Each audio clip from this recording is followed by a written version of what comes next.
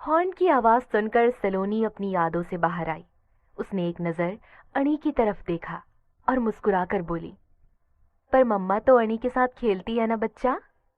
सलोनी की बात सुनकर अणी ने मुस्कुराकर कहा, हाँ, क्योंकि मम्मा तो सबसे बेस्ट है। पर पापा तो नहीं खेलते ना मम्मा। क्या पापा अणी को प्यार नहीं करते? कहते कहते अणी मायूस हो गई।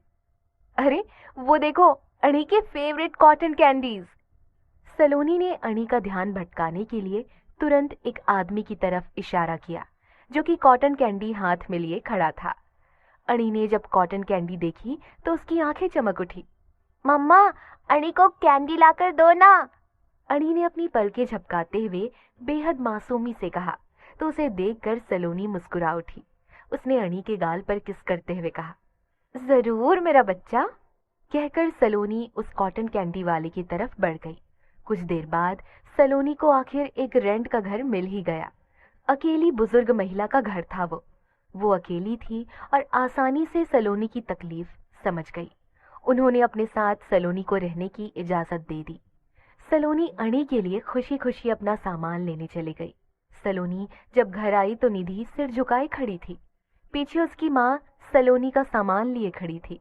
सलोनी ने उनसे कुछ कहा नहीं, पर हल्के से मुस्कुराकर उसने निधि से कहा, तो इन सब के लिए खुद को कभी भी ब्लेम मत करना, क्योंकि तूने तो हमेशा से मेरी हेल्प की है। माँ पापा ने साथ छोड़ा तब तू साथ थी, शायद अब भी है। अगर इन सब का जिम्मेदार तूने खुद को माना तो मुझे बहुत बुरा लगेगा। कहकर सलोनी ने अपना सारा सामान उठा लिया और वहां से जाने लगी।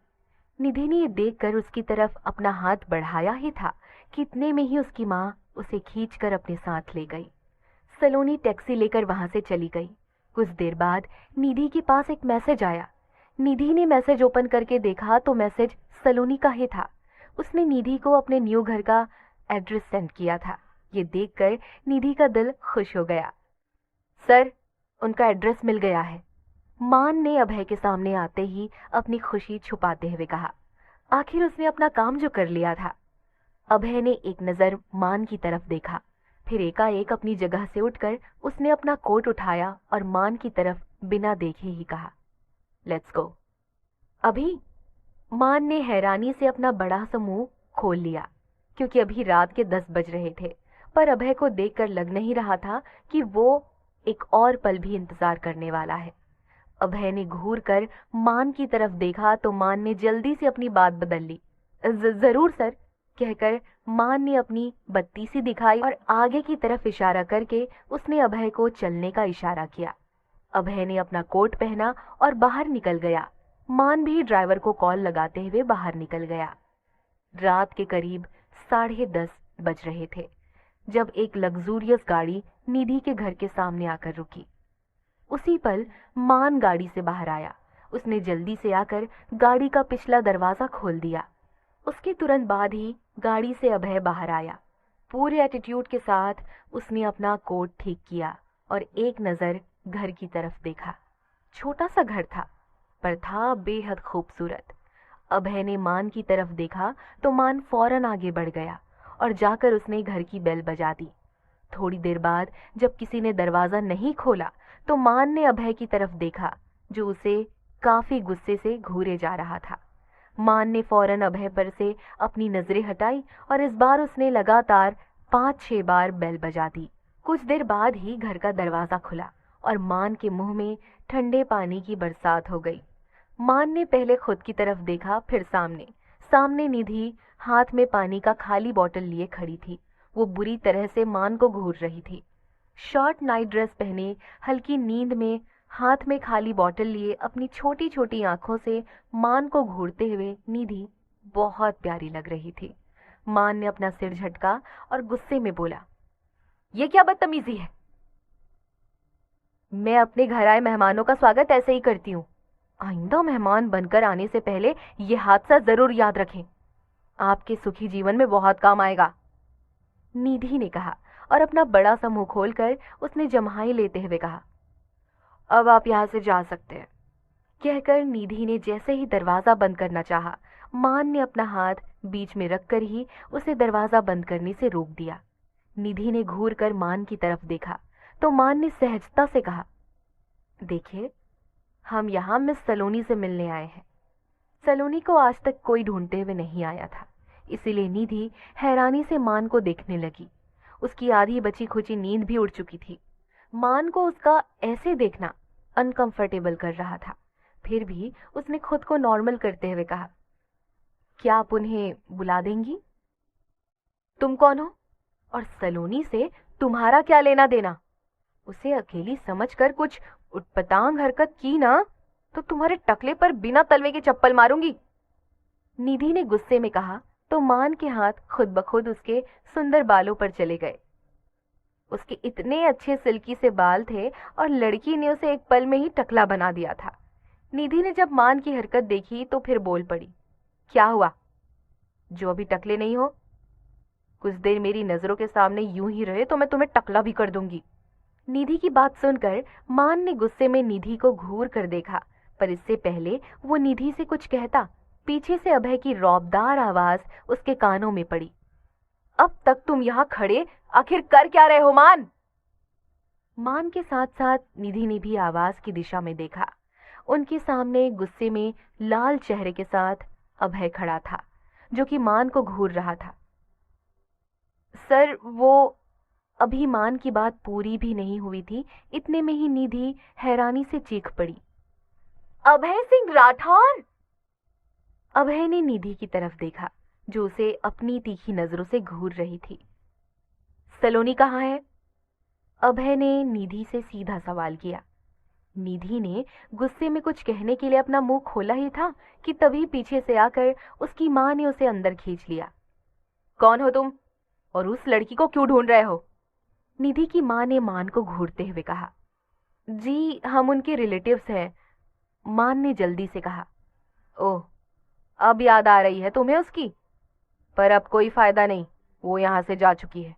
निकाल दिया है मैंने उसे यहाँ से, अब तुम जा सकते हो। कहकर निधि की मां ने जैसे ही दरवाजा बंद करने की कोशिश की, उसी पल अभय ने फौरन आगे बढ़कर उस बंद होते दरवाजे को अपने हाथ से रोक लिया। अभय ने गुस्से से निधि की मां की तरफ देखते हुए कहा, अभी कहाँ है वो?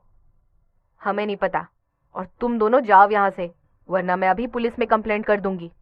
निधि की मां ने अभय को धमकी देते हुए कहा तो अभय की भवें सिकुड़ गई। बुलाओ पुलिस को। अभय ने निधि की मां को घूरते हुए बेहद घमंड से कहा। सर, प्लीज रुक जाइए, कहकर मान ने अभय को अपनी तरफ खींच लिया। तभी निधि की मां ने दरवाजा बंद कर दिया। अभय और मान दोनों ने एक साथ उस बंद होते दरवाजे को देखा था। अभय ने तुरंत बाद ही अब मान को घूर कर देखा तो मान ने फौरन ही नजरें झुका ली। मुझे जल्द से जल्द उसका दूसरा एड्रेस ला कर दो, कहकर अभय अपनी गाड़ी की तरफ बढ़ गया। मान भी अभय के पीछे पीछे चल दिया। मान ने गाड़ी का दरवाजा खोला तो अभय अपनी सीट पर बैठ गया। मान भी जल्दी से सामने की तरफ बढ़ा, पर इससे पहले मान गाड़ी में बैठता अभय ने ड्राइवर को चलने का इशारा कर दिया। मान वहीं खड़ा जाती हुई गाड़ी को घूर रहा था। भगवान ऐसा बॉस सबको दे, मैं बस क्यों झेलूं? मान ने खुद में ही बड़बड़ाते हुए गुस्से में कहा और वहां से पैदल ही अपने घर के लिए निकल गया, जो कि बहुत दूर था। रास्ते में अपना फोन निकालकर उसने कैब बुक करना चाहा, पर वहां किसी भी कैब ने आने से मना कर दिया। अंत में मान अभय को कोसते हुए पैदल ही वहां से चला गया। क्या मुझे अभय के बारे में सलोनी को बताना चाहिए कि वो उसे ढूंढ रहा है? पर इससे तो सलोनी परेशान हो जाएगी। पर अभय से भी उसका सामना होगा ही, क्योंकि सलोनी ने भले ही फिल्म इंडस्ट्री में दोबारा कदम रखा हो, पर अभय तो पहले से ही वहां का किंग माना जाता है। निधि खुद में ही ये सब सोचती न जाने कब नींद की आगोश में चली गई, पता ही नहीं चला। सलोनी सुबह उठी तो उसकी नजर सबसे पहले अणी के मासूम से चेहरे पर पड़ी। सलोनी ने मुस्कुराकर उसके सिर को चूम लिया और प्यार से कहा, गुड मॉर्निंग मेरा प्यारा बच्चा। अणी कसमसा कर रह गई तो सलोनी मुस्कुरा उठी। सलोनी जल्दी से उठकर तैयार हो गई। उसे आज सेट पर भी जाना था तो वो जल्दी से तैयार हो गई। सलोनी ने बाहर आते ही अपनी मकान मालकिन से अणी को देखने के लिए कहा। आज वो किसी को हायर करने वाली थी जो अणी का ख्याल रख सके, पर उस लैंडलेडी ने सलोनी को मना कर दिया। वो खुद अकेली रहती है घर में। अब अणी के साथ रहकर उन्हें खुशी होती, इसीलिए उन्होंने किसी और को घर पर बुलाने से मना कर दिया। उस लैंडलेडी की बात सुनकर सलोनी कुछ पल के लिए एकटक उन्हीं को ही देखती रही, पर अगले ही पल उसके होठों पर एक मुस्कान फैल गई। सलोनी जैसे ही स्टूडियो पहुंची, वो हड़बड़ी में सामने से आते मान से टकरा गई। ओह सॉरी, मान ने बिना देखे ही कहा और जल्दी से वहां से निकल गया। सलोनी भी अपना सिर हिलाते हुए वहां से चली गई। लगभग 2 घंटे बाद शूटिंग स्टार्ट होने के लिए सारी तैयारियां शुरू हो चुकी थी। स्टार्टिंग में अभय का ही एक्शन था, जिस वजह से निहान बस कुड़कर रह गया था। निहान साइड में अपनी चेयर पर बैठा अभय को ही घूर रहा था। 4 बाइक सड़क पर दौड़ रही थी। बाइक सवार ने हेलमेट्स पहन रखे थे। सारी बाइक्स इतनी तेज थी कि उन्हें एकाएक रोकना लगभग नामुमकिन था। कुछ ही पल बाद एक बाइक सवार को बाकी के तीनों बाइक सवार ने एकदम से आगे आकर रोक लिया। थोड़ी दूर घसीटती हुई वो बाइक रुक गई और बाइक सवार ने अपना हेलमेट निकाल लिया। ये अभय था, जो अपने सामने खड़े तीनों बाइक सवारों को गुस्से में घूर रहा था। अब क्या करेगा? अब तेरी मंजिल सिर्फ तेरी मौत है, सामने मौजूद एक बाइक सवार ने अभय से कहा। अभय के होठों पर एक स्माइल उभर आई। उसने अपने बालों पर हाथ फेरकर उसे पीछे की तरफ किया। तब तक वो तीनों बाइक सवार अभय के पास आ गए। अभय ने तीनों को एक नजर देखा और उसके चेहरे पर स्माइल अब भी बरकरार थी। तुम्हें रुकना नहीं था, अभय ने कहा। उसी के साथ वो बाइक से कुछ इस तरह से उतरा कि उसके पैर सीधे उन तीनों के मुंह में पड़े और तीनों लगभग गिरते गिरते बचे। एक ने तुरंत संभलकर अभय पर हाथ उठा दिया, पर अभय ने फौरन उसका हाथ पकड़कर मरोड़ा और एक जोरदार पंच उसके मुंह में दे मारा। पंच बहुत जोर से पड़ा, पर वो गिरा नहीं, क्योंकि उसके हाथ अब भी अभय की मजबूत पकड़ में थे।